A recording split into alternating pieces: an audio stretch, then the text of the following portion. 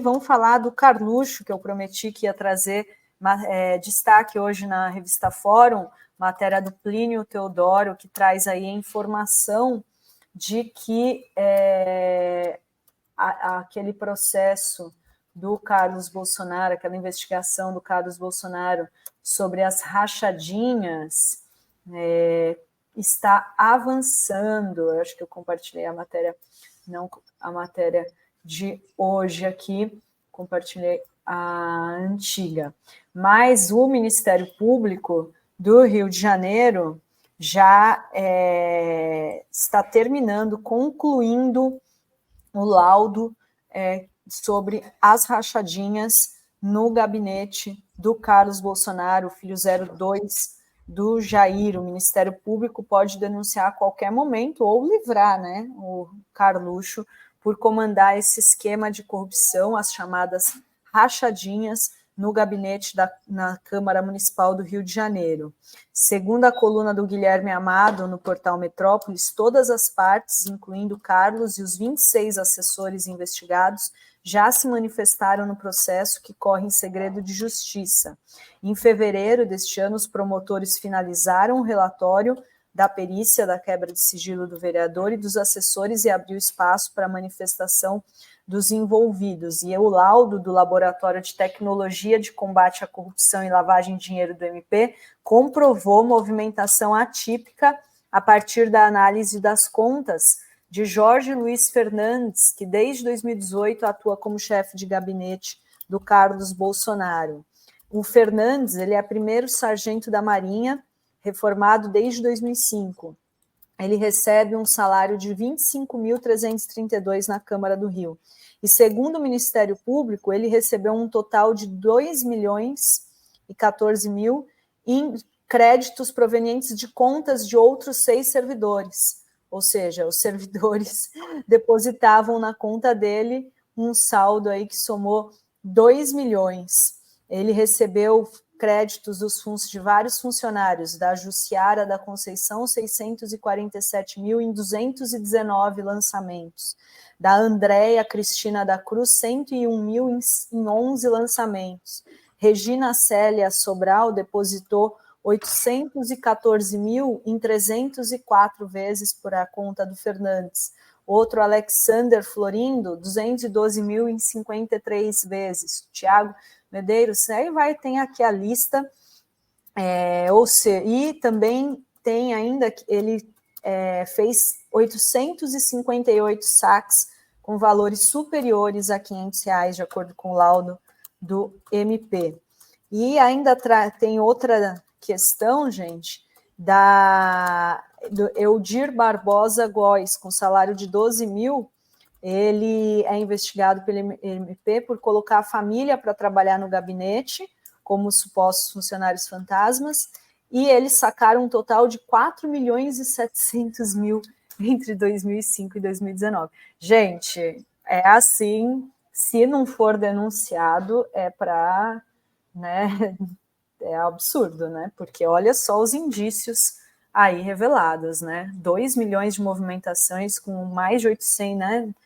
Saques aí, é muita evidência, né? Dri. Não convicção, né? O que vocês acham? Fala, Felipe. O Sargento Fernandes, ele é o Queiroz do Carluxo. E essa tecnologia de roubo de funcionários, chamada de rachadinha, que devia ser chamada de rachadão, é uma tecnologia inaugurada pelo pai Jair Bolsonaro. Passou de pai para filhos, como a gente bem sabe. O Flávio Bolsonaro, que foi um grande processado por rachadinha, ele se livrou do processo, vocês lembram, por questões técnicas muito ligadas à capacidade que o pai, quando era presidente, poderia de nomear desembargadores. Então, desembargadores acabaram derrubando provas robustas, provas materiais muito fortes contra o próprio Flávio Bolsonaro, coisa que não vai acontecer agora com o Carluxo, porque o pai não está mais no poder, e também porque o Ministério Público está tomando todas as precauções. Então, o Sargento Fernandes, que é o Queiroz do Carluxo, que é quem coordenava essa rachadinha para o gabinete do Carluxo, ele praticamente entregou o mapa da mina, está tudo lá. isso que você acabou de mencionar, Dri, é um relatório completo de provas, é um conjunto probatório. E aí, com toda essa cautela, segredo de justiça, tempo de investigação, e sem Jair Bolsonaro no poder, isso vai levar à condenação do Carluxo, a grande possibilidade de condenação do Carluxo. Não vai se livrar como se livrou o Flávio Bolsonaro por questões políticas. Não sei se Carlito e Renato concordam, Dri, mas eu acho que esse vai ser o caminho. O que você acha, Carlito? Vai ter condenação do Carluxo? Eu acho que não só vai ter a condenação, como a gente está vendo aí também, Felipe, mais uma vez a queda do mito de que militares das Forças Armadas não são corruptos, né? O próprio Fernando aí, o próprio Fernandes, né, ele foi primeiro sargento da Marinha por muito tempo, recebe um salário no gabinete do Carlos Bolsonaro de R$25 mil, tá? E tem um agravante para o Carlos, Dri, Rovai e Felipe, que talvez não tenha para o Eduardo, não tenha para o Flávio e não tenha para o Jair. O Carlos não tem prerrogativa especial por conta do cargo, né, por função, ele não tem o famoso foro privilegiado.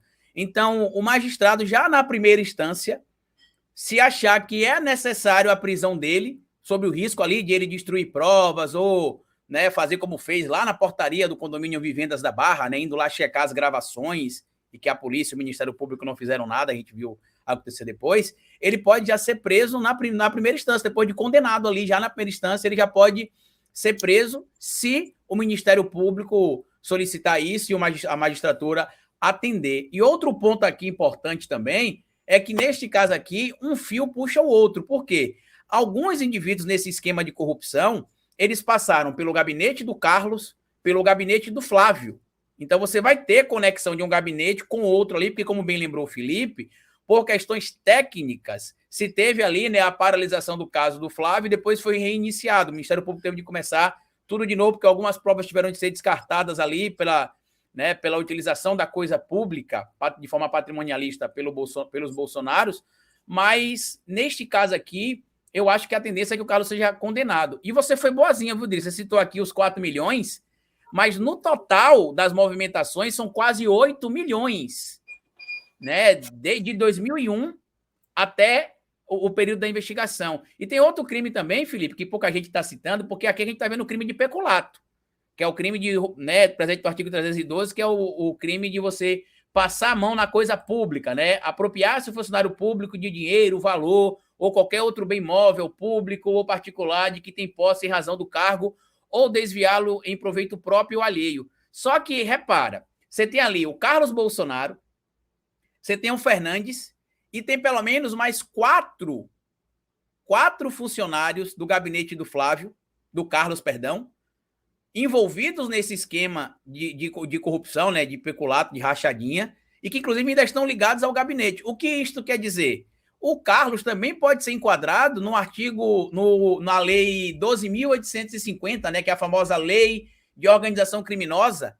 Por quê? Porque se entende como organização criminosa, Dri Rovai, a união de 4 pessoas ou mais, de forma hierarquizada e com funções divididas, mesmo que não claras. E a gente tem aí mais de 4 pessoas, tem o Fernandes como sendo o cara que arrecadava o dinheiro, o Carlos Bolsonaro em cima, e neste caso aí, que lá no crime de peculato a pena pode ser de 2 a 12 anos. No caso especificamente da organização criminosa, a pena pode ser de mais 3 a 8 anos. Então a situação do Carluxo não é fácil não, como muita gente imagina. Mas a gente está falando do estado do Rio de Janeiro, né? Que lamentavelmente você tem ali o crime organizado não mais em um estado paralelo. Você tem um crime organizado dentro do próprio estado. O caso Marielle Franco, acho que é um grande exemplo disso. E a gente teve o caso recente do próprio governador do estado, do vice-governador, né? Que qualquer pessoa que opera o direito, ao analisar as denúncias, falaria, ele vai ser condenado. Mas se viu alguma coisa que ninguém mais viu e que tanto o Cláudio Castro quanto o vice foram salvos. E aí, Rovai, o que você acha? Eu não me informei direito sobre os termos da investigação. Vi esses dados que o Carlito passou aí, já tinha olhado por cima. Eu não li o relatório do MP. Está em sigilo, né? Ainda não vazou, né? Bom, o governador conseguiu se livrar lá no Rio de Janeiro, né? e foi 4-3. Tem muita gente que acha que no TSE ele roda. Nosso conterrâneo santista. A composição ali dos membros que vão julgá-lo é que me preocupa. O Rio se tornou... O Rio está tomado pelas milícias e pelo bolsonarismo, em várias áreas, inclusive na jurídica. Então, eu não sei até onde isso não pode morrer por ali. Quer dizer, vai ter recurso, o MP provavelmente vai recorrer, o MP fez a investigação, só que quanto mais recurso tiver, mais longe o Carluxo vai. O tempo joga a favor desses caras. Eles têm conseguido bons resultados, o Moro está aí para provar isso, né? Mas aí tem outro fator, Rovai, só para acrescentar a sua fala, que a gente está falando do filho preferido do Bolsonaro. Se você lembrar aquela fala do Julian Lemos, né, ele deu uma entrevista em um podcast aqui no Nordeste, o ex-deputado Julian Lemos, né, que ele falou que viu o Bolsonaro ficar completamente desequilibrado com a possibilidade de o Carlos Bolsonaro ou tirar a própria vida, é um surto que ele tinha dado, que ele disse que chegou na casa do Carlos. Estava o Carlos com um colete à prova de bala, sem camisa, com a escopeta e com a pistola na mão. E aí disse que quando abria a porta ele ficava de lá olhando com esse colete à prova de balas e com essa pistola. E que o próprio Julian disse que o Bolsonaro tem uma preocupação que o Carlos tire a própria vida. Então, assim, a relação, eu acho que os traumas, inclusive, que o Carlos tem, foi gerado pelo pai, né? Porque como é que você coloca o filho com 17 anos para concorrer contra a própria mãe? Nem o Flávio Bolsonaro aceitou, né? Porque quem não sabe, o primeiro convidado foi o Flávio. Até o Flávio falou, pera lá, pai, ela é minha mãe.